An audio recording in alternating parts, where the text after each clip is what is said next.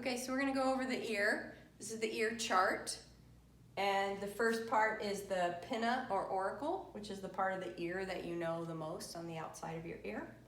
This is the external auditory meatus. In some textbooks you see it as external acoustic meatus. Either one is technically correct. It's your ear canal. It's where you stick Q-tips even though you're not supposed to.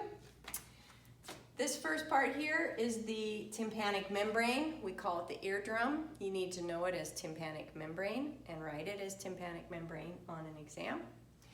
And then from there you have the three inner ear bones, also called ossicles. So I'm going to move up to this chart so you can see those ossicles a little bit better. The first one that's attached to the tympanic membrane is called the malleus.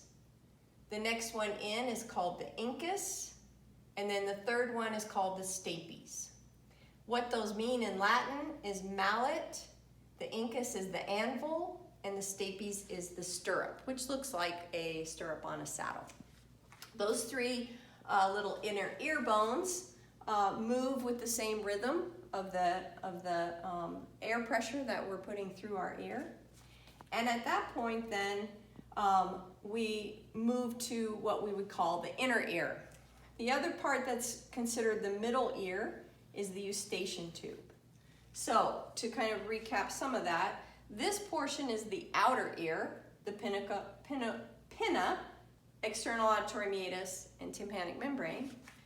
The middle ear are your ossicles, your eustachian tube, and then the place where the stapes sit is called the oval window. Unfortunately, you can't see it here, but it sits in this little membrane of an oval window. At that point, then, we move to the inner ear, and the inner ear is composed of two portions, this portion and this portion.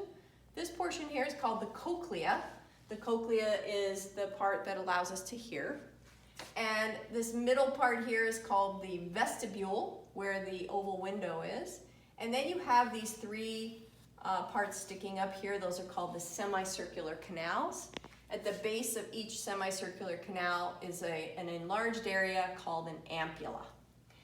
Now we'll move into a smaller version of the ear, the little plastic bone.